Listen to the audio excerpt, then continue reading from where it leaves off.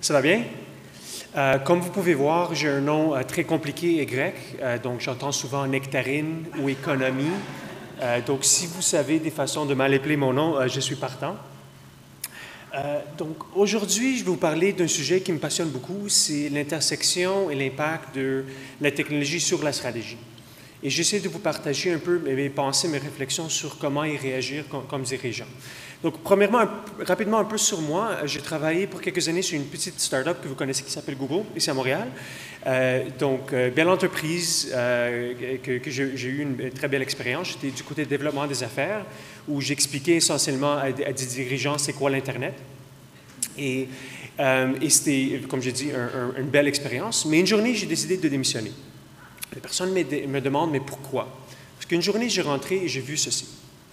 Il y avait 30 pages jaunes qui m'attendaient un matin. Ça, c'est moi qui ai pris cette photo. Je dis, mais pourquoi est-ce que Page Jaune envoie des pages jaunes à l'entreprise responsable de tuer les pages jaunes? Donc, je n'ai jamais connu la réponse. Et cette question est en fait devenue un peu une métaphore pour l'incapacité de changement. Pour les entreprises, les dirigeants qui n'avaient pas compris qu'on passait de l'économie industrielle à l'économie du savoir. Et donc, pour cette raison-là, j'ai décidé de missionner pour partir une entreprise où est-ce qu'on aide les organisations, qu'elles soient technologiques ou traditionnelles, à naviguer les grands changements et de changer leur stratégie, mais pas leur vendre une solution ou quelque chose comme des clics ou du média. Donc, bref. Et donc, aujourd'hui, je vais vous parler d'un sujet qui me passionne, comme je dis, et j'aime beaucoup cette citation du philosophe canadien. On a bâti des outils technologiques très puissants, mais aujourd'hui, il faut qu'on s'adapte à cette technologie-là. Donc, je vais vous parler au début un peu de l'impact sur l'économie, l'impact sur les modèles d'affaires, l'impact sur les entreprises, et je vais vous laisser avec quelques conseils sur comment y réagir, qu'est-ce que vous pouvez prendre au sein de vos organisations. Donc, pour commencer, je vais vous montrer une photo et vous expliquer un peu de pourquoi on est ici, pourquoi l'avancement, la technologie. Donc, en technologie, on parle beaucoup du effet de l'exponentielle, donc une courbe exponentielle. Cette photo, c'est une photo du premier ordinateur conçu de IBM en 1956. Ça pesait 5 tonnes et il y avait 5 mégaoctets de mémoire. Donc, vous pouvez comprendre que si tu es dans les années 60, tu vas dire, OK, cette affaire d'ordinateur, c'est pas si intéressant, ça prend 4 personnes, 4 gars très forts pour le lever. Et évidemment, aujourd'hui, 5 mégaoctets, vous avez probablement reçu quelques courriels avec des fichiers en pièces jointes de 5 mégaoctets. Donc, c'est littéralement de la poussière, ça pèse rien. Donc, c'est ça quand on parle d'une courbe exponentielle, c'est quelque chose qui double, et c'est ça qui se passe avec le traitement des ordinateurs, ça double à tous les 18 mois. Et une courbe exponentielle, au début, est très lente. Mais à travers le temps, ça devient de plus en plus rapide. Donc, d'où l'effet exponentiel. Donc, si on fait un pas en avance, aujourd'hui, où est-ce qu'on est rendu? Je ne sais pas si on peut faire jouer la vidéo. Il y a une vidéo de 10 secondes. Vous expliquer où est-ce qu'on est rendu aujourd'hui, un peu avec la technologie. Donc, attendez le son ici.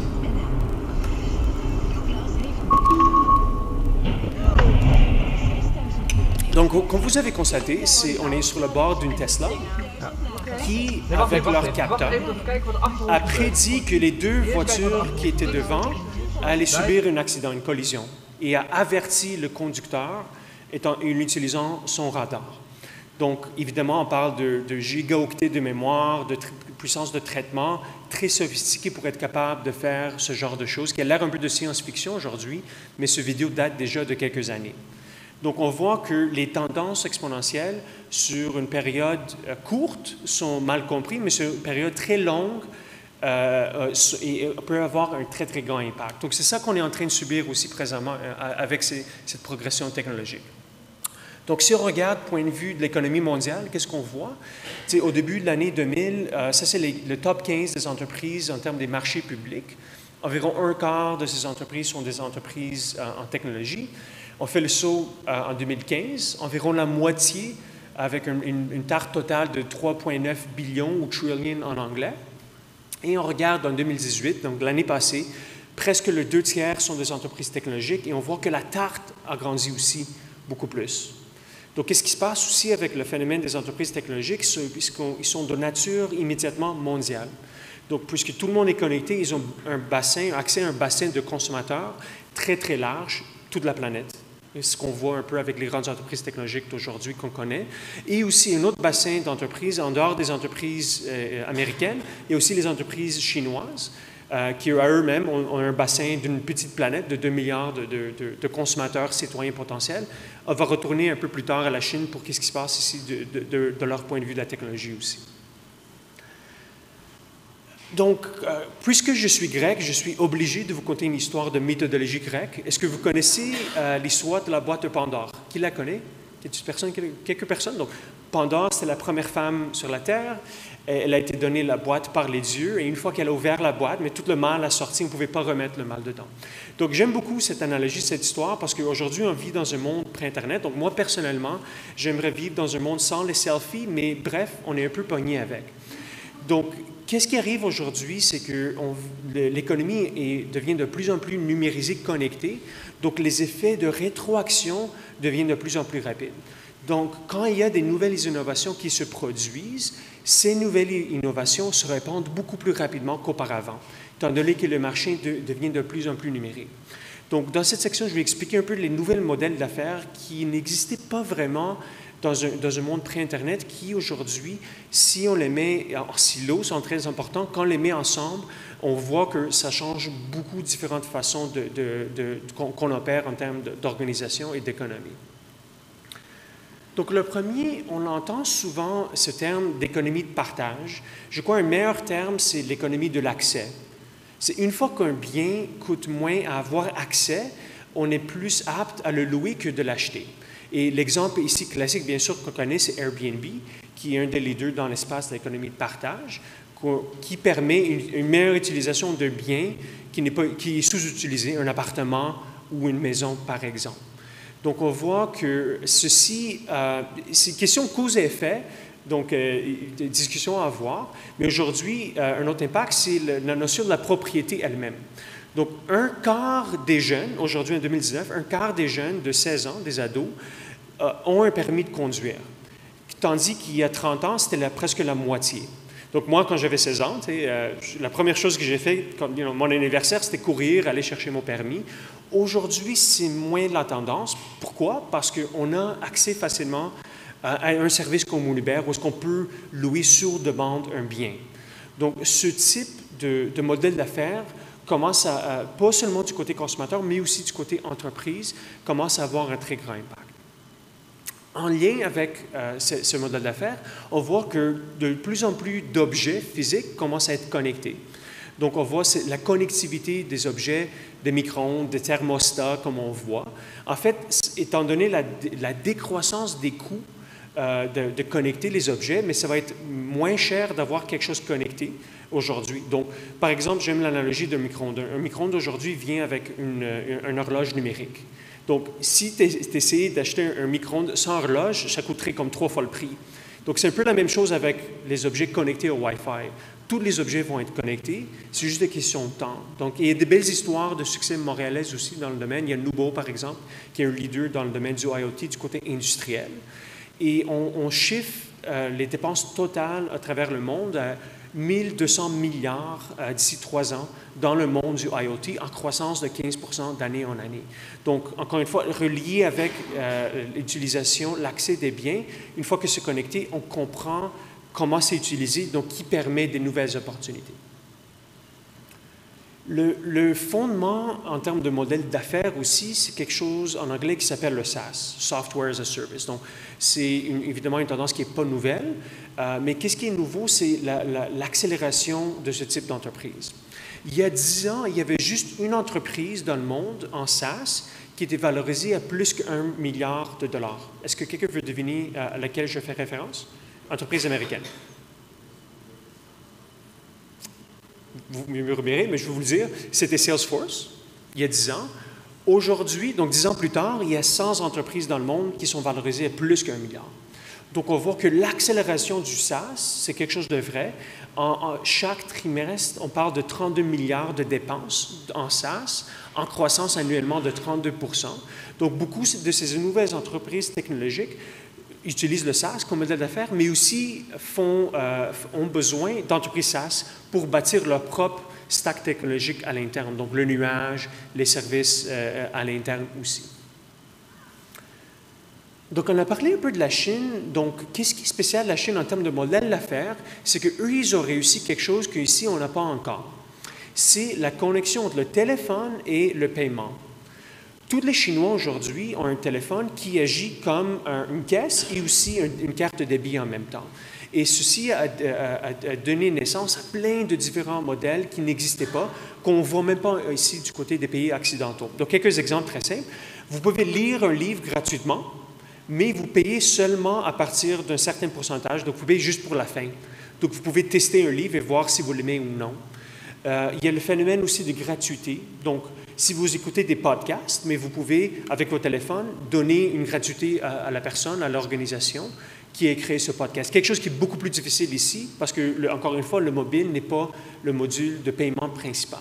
Et ça fait en sorte qu'il y a plein de professeurs d'université qui ont quitté leur fonction à l'université pour créer du contenu et font des salaires de 7-8 chiffres des fois. Et ça commence à être quand même assez incroyable. Il y a aussi un autre phénomène, c'est la montée des QR codes. Si vous vous rappelez, ici, il y a comme 5 à 10 ans, c'était comme la folie des QR codes au Canada, aux États-Unis. Les agences de publicité vendaient ça à leurs clients, ça va être le futur. Aujourd'hui, personne ne parle de QR codes, mais en Chine, c'est partout. Il y a même des itinérants qui utilisent des QR codes pour recevoir, disons, des dons par les piétons qui passent. Donc, évidemment, encore une fois, qu'est-ce qui se passe quand on lie le téléphone avec le paiement? Je vous montre un peu cette photo aussi pour dire qu'il y a des choses aussi négatives qui se passent en Chine. La reconnaissance faciale, par exemple, la montée des algorithmes de prédiction, encore une fois, parce que le téléphone, pour les Chinois, est rendu tellement indispensable. Ça permet aussi une surveillance de la population qui fait un peu peur. Qui a déjà lu 1984 de George Orwell? Je suis curieux, il y a des personnes qui l'ont lu? Donc, les personnes qui l'ont lu le connaissent. C'est un de mes livres favoris. Ça fait un peu peur parce que c'est comme prédire un peu ce qui se passe aujourd'hui en Chine. Donc, si on met tout ce parti-là dans une boîte et on l'oublie, mais le côté intéressant pour nous en termes de modèle d'affaires, c'est qu'est-ce qui va se produire quand on va voir le téléphone devenir la bande de paiement principale. Et finalement, on parle, c'est une conférence sur l'intelligence artificielle. Donc, qu'est-ce que signifie l'intelligence artificielle? Tout simplement, c'est une prédiction à très faible coût.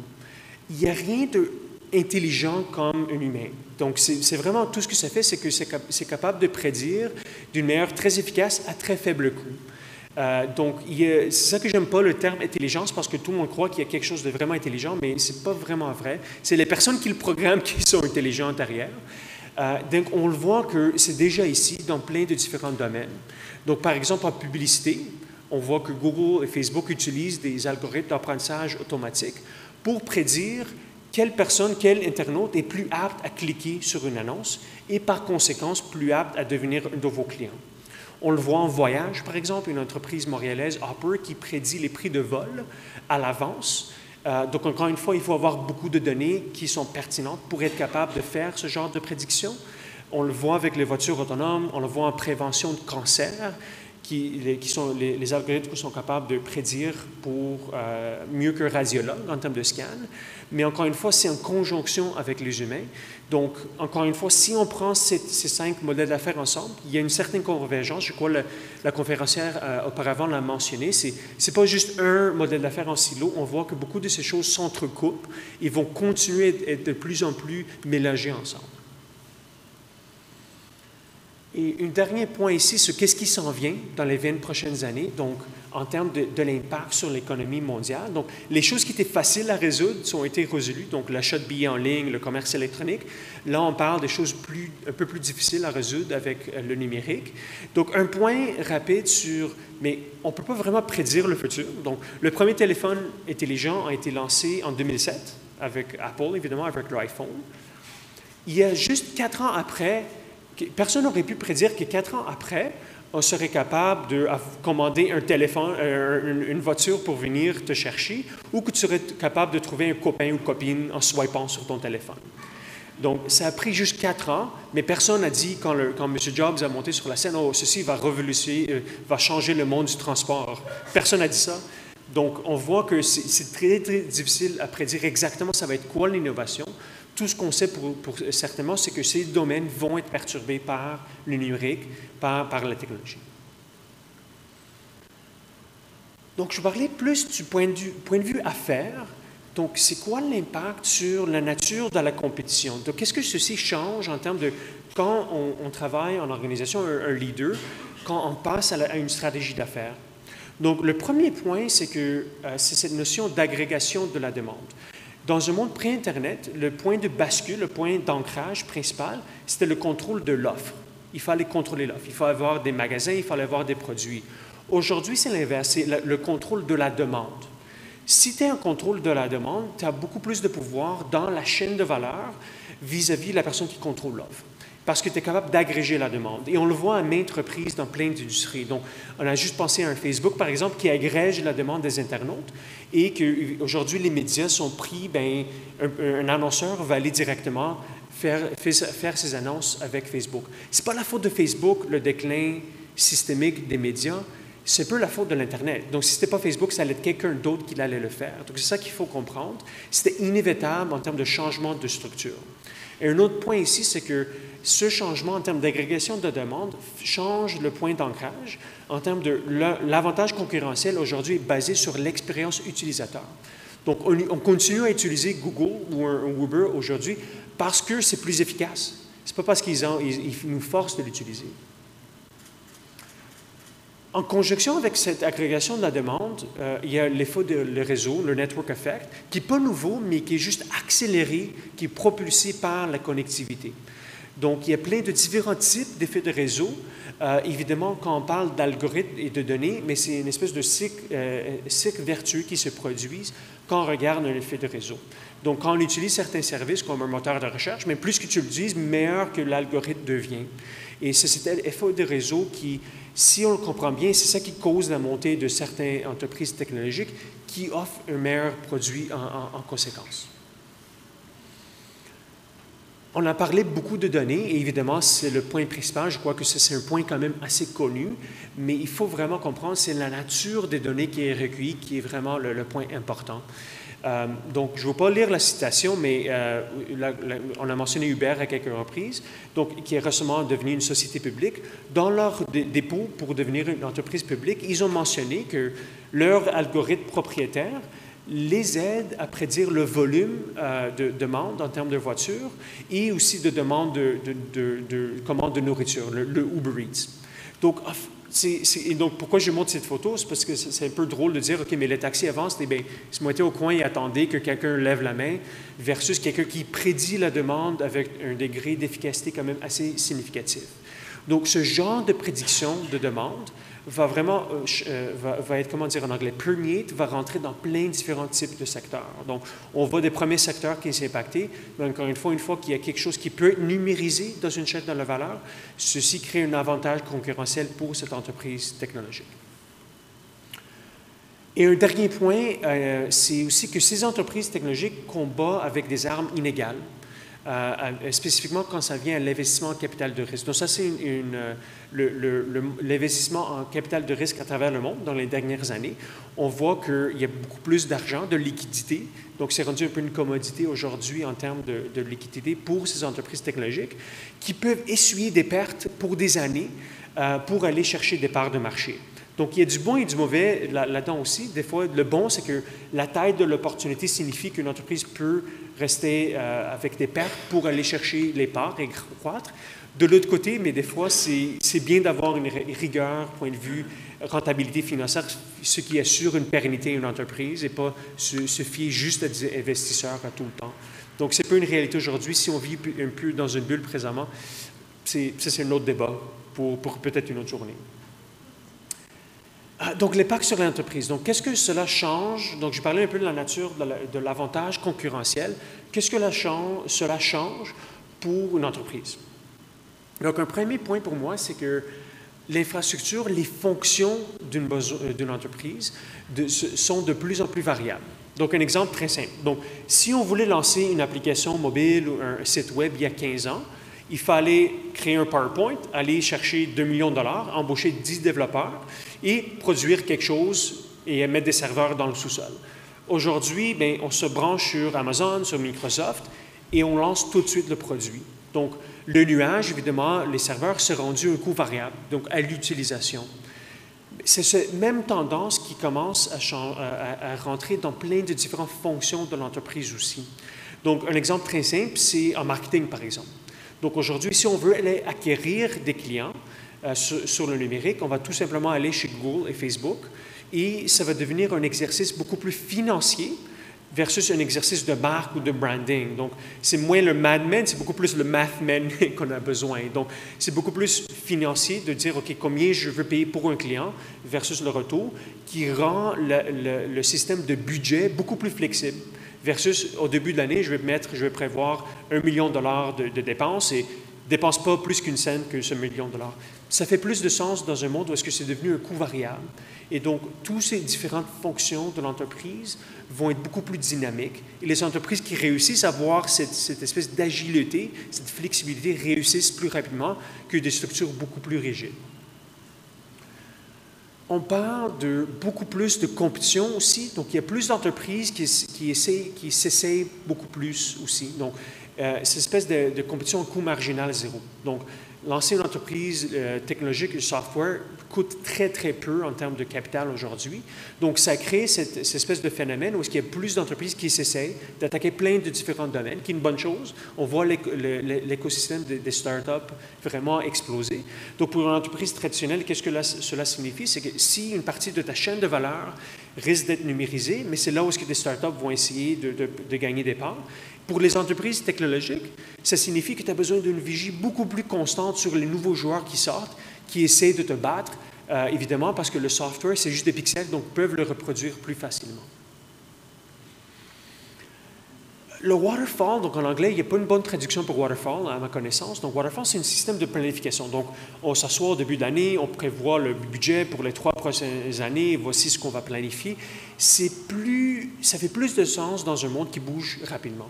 Donc, on voit dans un monde où est-ce qu'on accélère la vélocité, on ne peut plus planifier en waterfall. Donc, oui, OK, pour les barrages et les ponts, oui, c'est bien de planifier à l'avance, mais pour la stratégie d'entreprise, pour la gestion de projet, il faut être beaucoup plus agile versus essayer de tout planifier à l'avance et essayer de tout prédire. Donc, encore une fois, c'est une notion d'agilité qui est nécessaire, qui a un grand impact aujourd'hui pour les entreprises.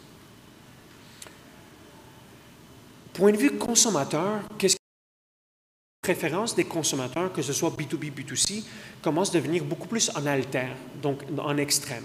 On le voit en retail, par exemple, tout ce qui est produit de commodités de masse, bien, ça va être les Amazon, Walmart, de ce monde qui vont gagner. Mais de l'autre côté, ça va être les produits niches, donc les marques qui sont nées sur un Instagram, par exemple, qui réussissent à décoller avec un auditoire en direct, avec une audience qui les aime. Mais si tu essaies de jouer au milieu, c'est là où est-ce que ça s'écroule. Donc, si tu es, par exemple, un Sears, tu essaies d'être de luxe, mais aussi bas de gamme en même temps, c'est là où est-ce que ça s'écroule. On le voit aussi avec notre attention médiatique, ça commence à être de plus en plus polarisé.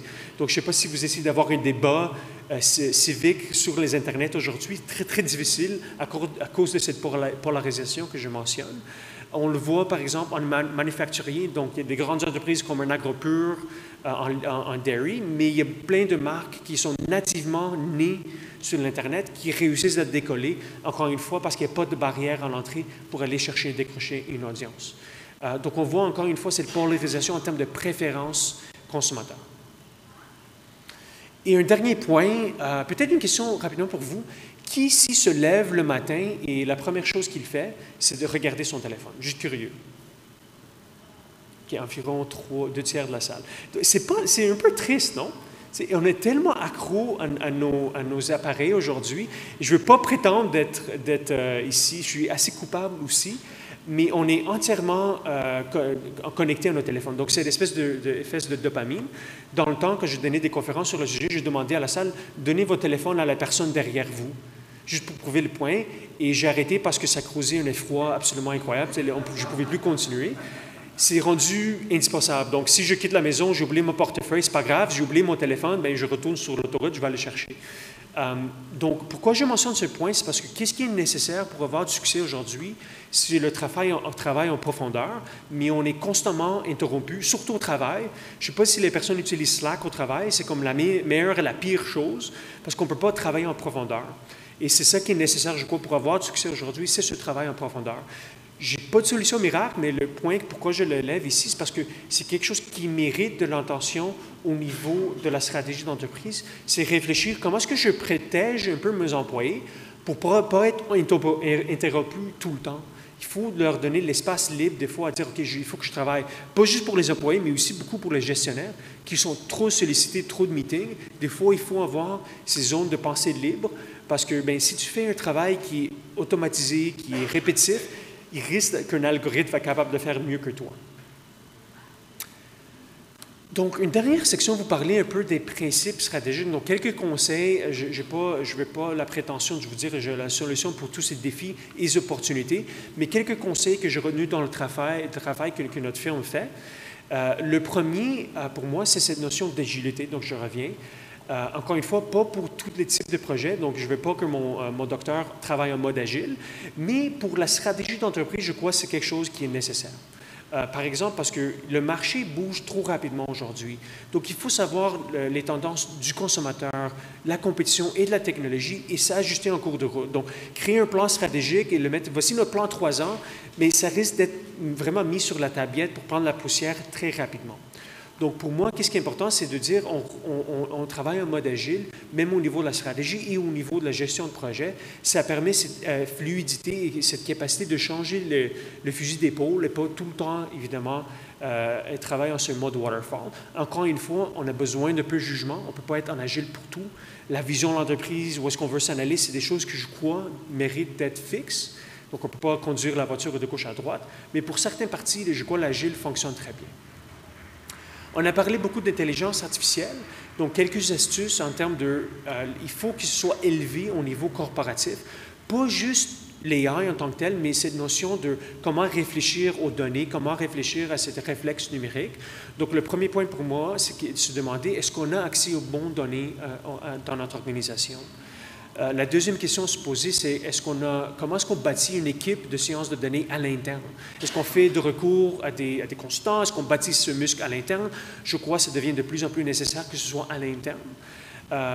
Troisième point pour moi, c'est qu'il faut valider ce qu'on veut prédire. Donc, est-ce que ceci va avoir un impact réel sur notre modèle d'affaires, sur notre stratégie? Et finalement, mais il faut savoir, est-ce que les recommandations, c'est quoi le retour sur l'investissement sur ces recommandations, sur quel horizon de temps? Dernier principe, et non le moins pour moi, je retourne à ce point, j'ai une citation que j'ai beaucoup aimée dans la lettre aux actionnaires de Amazon récemment, que le président a dit, c'est que les consommateurs sont divinement mécontents, qui sont tout le temps à la recherche de meilleures expériences. Et je crois que c'est un peu normal. On est tout le temps à la recherche de meilleures expériences. Donc, je ne sais pas si vous avez pris un vol récemment. S'il n'y avait pas du Wi-Fi, vous êtes un peu frustré. C'est ce vol n'a pas de Wi-Fi. Mais la première fois que vous avez pris un vol, c'était comme « Wow, c'est incroyable, je peux aller sur YouTube, etc. » OK, peut-être pas sur YouTube, mais... Donc, vous comprenez que nos attentes sont tout le temps à la hausse. Donc, l'impératif stratégique pour les entreprises, c'est de continuellement hausser la barre pour leur expérience de leurs clients, parce que toutes les autres entreprises, surtout les entreprises technologiques, le font aussi. Donc, peut-être un petit sommaire de ces 3 principes que je trouve sont vraiment les plus importants. Donc, l'agilité comme système d'opération, élever la question de données au niveau du conseil et bien sûr, mettre l'expérience utilisateur vraiment en primeur. Donc, je vais terminer avec une petite histoire. Donc, le 1er avril du mois passé, on a lancé un article, un blog post intitulé qu'on faisait un rebranding. On allait changer le nom de notre firme de PNR à PNR.ai, l'intelligence actuelle. Donc, évidemment, c'était un poisson d'avril. Donc, on voulait rire un peu de toute l'euphorie derrière l'intelligence artificielle et dire, avant l'intelligence artificielle, on a trouvé les humains, l'intelligence actuelle. Donc, c'était un peu paix sans rire pour rire un peu au hype de l'AI. Et ça a un peu backfire. Qu'est-ce on a reçu des courriels, des messages, des appels. « Wow, ce que vous faites, c'est incroyable, on veut faire affaire avec vous. » J'ai dit « Qu'est-ce qui se passe exactement? » C'était une blague, c'était une farce. Et il y avait des personnes qui nous ont contactés pour travailler avec nous. Et pour moi, ça prouvait un peu le point qu'il faut aussi rester un peu sceptique de toutes ces nouvelles tendances. Donc, il faut que la technologie soit au service de l'humain et pas l'inverse. Merci beaucoup.